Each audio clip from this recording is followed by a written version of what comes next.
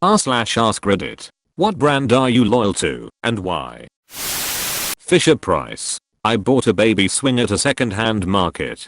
It was about 5 years old but it still worked great. Only, when we set it up at home, I discovered it was missing the waist straps that form part of the harness. On a whim, I called up Fisher Price and asked if there was some way to order the straps. The customer service person looked up the serial number of the swing and immediately sent me a new set of straps free of charge. When I asked why they were sending me new straps, even though I had been honest and told them I had gotten the swing second hand, I was told that Fisher Price is dedicated to the safety of babies and children, and that they will always back up their products, no matter how old they are or how they were bought. It may be an image thing or a liability thing, but I was honestly blown away by the level of customer service they offered.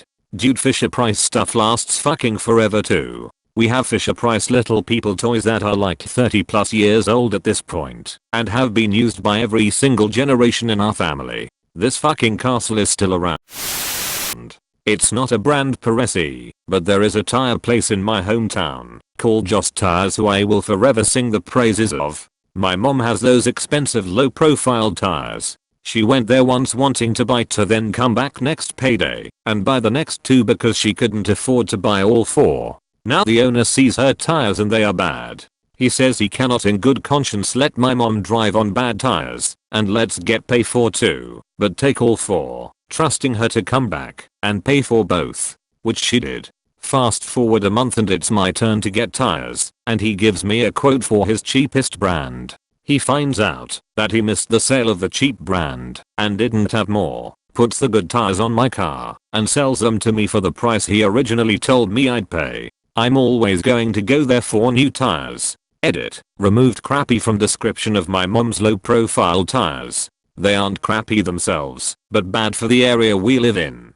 We have too many potholes around for that.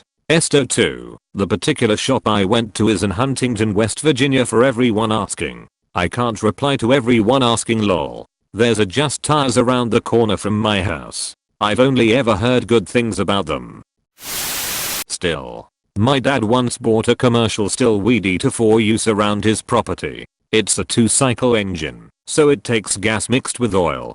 Dad did not know this. He ran it on straight gas until it locked up.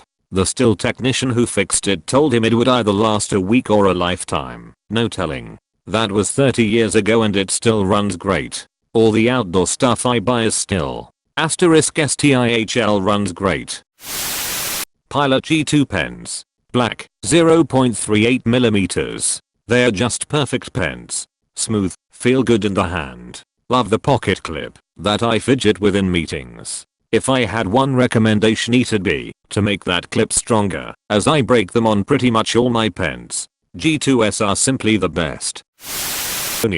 I ripped a pair of long johns after 5 years of wearing them, so I sent them in. Patagonia no longer made that style of capelline anymore, so instead of sending me a new pair they sent me my money back. I took that money and bought a new fleece. I have sent them jackets with holes and broken zippers and they come back fixed within a few weeks. Phenomenal customer service. Patagonia also reuses all old fabrics in order to keep the environment clean.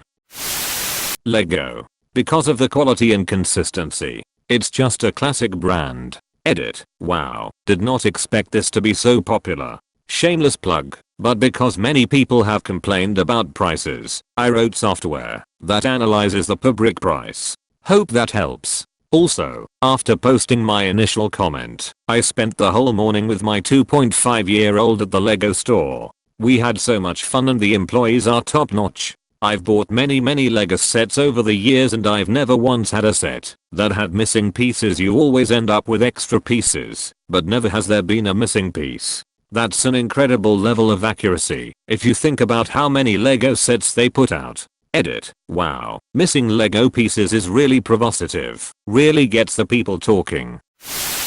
Vitamix. My cat ate my blender. Yes, you read that right, and I sent it in. They not only replaced the parts the shithead destroyed, but they sharpened the blades and thoroughly cleaned the canisters. They even took it apart and fixed some inside wear and tear that naturally occurred after 7 years of use. My parents have had their Vitamix for almost 35 years. Edit. Since people are curious about my cat, his name was John Loke. No, he wasn't a mountain lion, but a Maine Coon mix. He had a gluttony problem. Once I was making bread and set the bag of flour down, turned around, and it was gone. I thought that I just absent-mindedly put it back in the pantry. The next morning I saw it torn into shreds under the cat tree with half the flour missing. I couldn't leave anything out, even bagged bread and cereal boxes. Found out the hard way. Eating pizza was a nightmare. Even salad. Constant. Meow meow meow. Yes, I fed him enough. 3 times a day. I probably overfed him. But he was never satisfied. I think some smoothie bits might have been left on the blender, so, in true John fashion, he ate the fucking blender. Unfortunately, his gluttony is what killed him.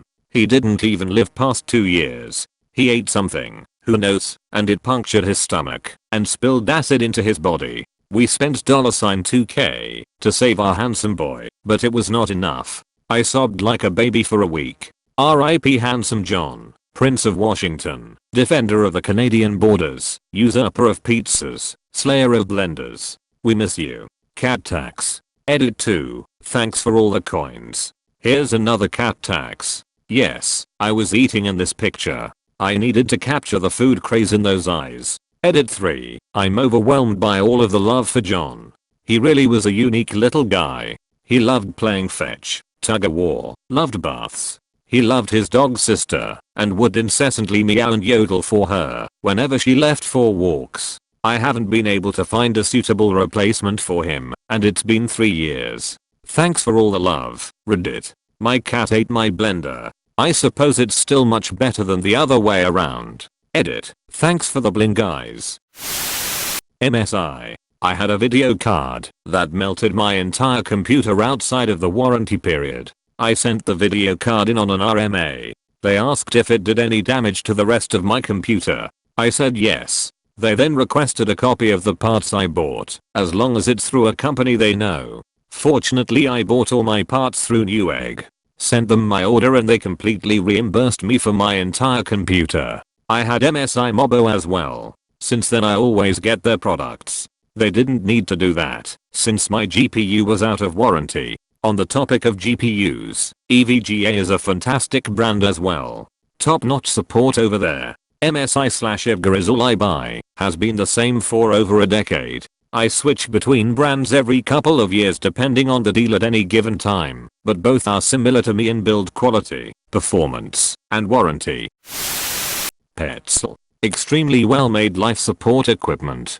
They are the masters of caving equipment, even though they center their brand on rock climbers nowadays. Selling to climbers equals $. They don't use cheap materials for accessory components like Black Diamond does. I also really like Roma for their bolt hangers and bolting hammers. Honda, Outboard, CRV, Snowblower, they just work. All the time. My CRV is awesome to drive. My Honda Snowblower does things none of my neighbors can come close to. It was 3 times the price though, but I'm not trying to die from shoveling. Darn tough socks. They are just awesome in every way and worth every penny. Wondered when I'd see Honda.